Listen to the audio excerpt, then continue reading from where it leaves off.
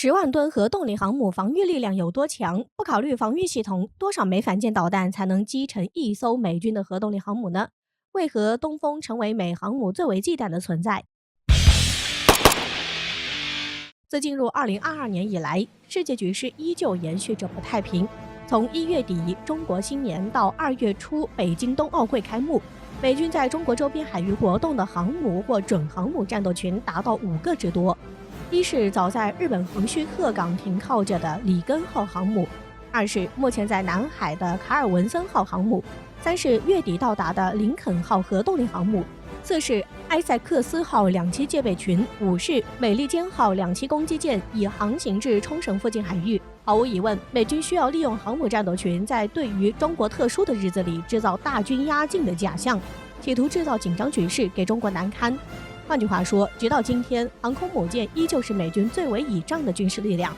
人类自海洋活动以来，各式各样的舰船也在发展中。而自上世纪航空母舰大放异彩以来，迄今为止，航空母舰仍然是无可争议的最强海洋霸主存在。过去很长一段时间里，航母都是在海上近乎无敌的存在。那么很多人都很好奇，现代航母发展水平已经达到了一个新的高度。这方面美军尤为突出。如今美国不仅拥有10艘10万吨级的尼米兹级核动力航母，还将在今年夏季部署一艘更大的核动力航母，也就是福特号航母。考虑到应对大国冲突的需要，现代航母的防御力相当之高。一般而言，航母拥有其自己的编队，拥有健全的防御系统，反舰导弹想触碰到航母并非一件容易的事情。另外，就算抛开防御系统，考虑导弹完全击中航母的情况下，航空母舰也不是那么容易被轻易击沉的。因为10万吨核动力航母装甲厚度超过想象。就拿美国的尼米兹级航母为例，首先航空母舰是巨大的，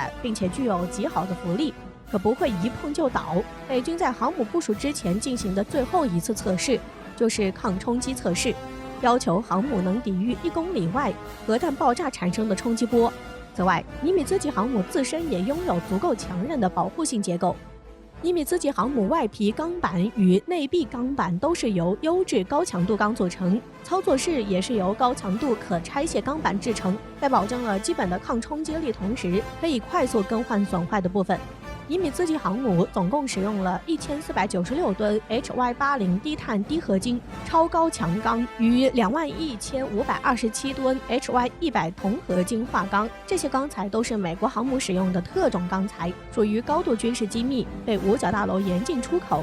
除此之外，还有22370吨的355帕特种钢与高抗拉强度的马氏体钢的混合，这使得航母就像漂浮在海上的装甲堡垒。除此之外，在美军的多次航母遇袭演练中，已经做好了充足的准备工作。一旦航母遭遇了导弹袭击，那么航母上的工作人员将会在10到15分钟之内做好这些工作，包括回收其燃油管道，防止火势蔓延，能起飞的舰载机在最短时间内起飞，将弹药或者甲板上无法起飞的舰载机收起。如果无法收起，将直接推到海里，防止爆炸损伤航母结构，将防堵隔板堵住，防爆门关闭，并且激活所有消防设备。那么做足了这么多的准备情况下，如果美国的航空母舰遭到导弹直接命中后，究竟会怎么样？多少枚反舰导弹才能击沉一艘航母？俄罗斯专家倒是做出了这么一个假设：假如用装备在俄罗斯基洛夫级巡洋舰或者攻击型核潜艇上的 P700花岗岩反舰导弹击中尼米兹级航母的话，将会出现怎样的情况？ P700花岗岩反舰导弹可以说是有史以来最重的反舰导弹，弹体重达7000公斤，可携带750公斤的巨大弹头，具有很高的机动性，射程约650公里，速度达到2.5马赫，是公认的航母杀手。被如此重量的 P700花岗岩反舰导弹击中，对任何舰船而言都不会好受。那么尼米兹级航母能扛住多少枚 P700导弹的攻击呢？根据估算，当1到2枚 P700导弹直接命中，如果正好砸到航母甲板的位置，可以使得航母大约1/3的舰载机无法起飞。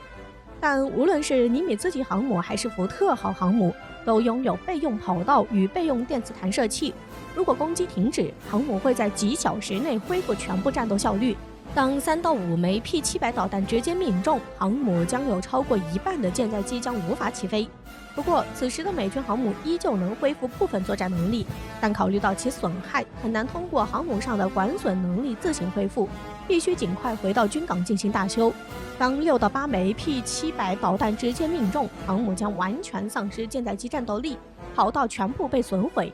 此时，航母唯一能使用的可能就只有舰载直升机。此时，航母需要进行很长时间的大修，这可能会持续数月甚至数年。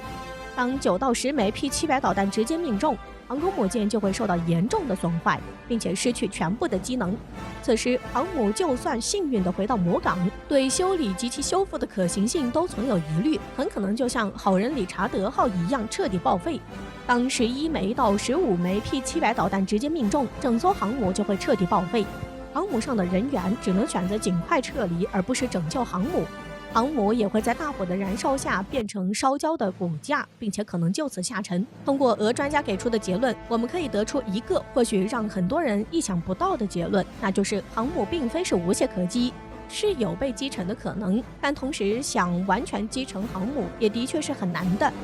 为了对航空母舰造成重大损害，需要使用很大的力量，因为只有多次击中才能使其失效。值得注意的是，正是因为10多枚 P-700能将一艘10万吨航母给报废，俄罗斯至今还保留着基洛夫级巡洋舰。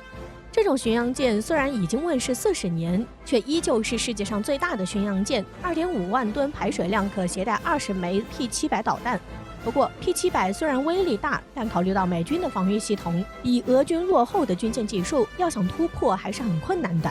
相比之下，中国陆基型东风 21D 与东风26威力与 P-700相似，射程还高出数倍，而且具备末端制导能力，能有效突破防御系统。因此，中国的东风成为近年来美军航母最为忌惮的存在。我们知道，为了应对美军的航母力量，中国在近海建立了反介入区域拒止能力。其中的核心便是东风导弹，也就是为何近期美军要把大量的航母力量部署在中国周边。但其实明眼人也能看出来，正是中国拥有东风导弹，美军的航母部署其象征意义远大于实战意义，因为美军是无法承受哪怕一艘航空母舰被击沉的代价。迄今为止，美国从未有一艘核动力航母被击沉。在这个结果还没有达成之前，美国人的核航母还是无敌的，而美国人要完成中东、亚太等地区的战略，航母将是必不可少的。而一旦有一款武器有足够击沉航母的实力，美军将来还能依靠什么来完成战略部署？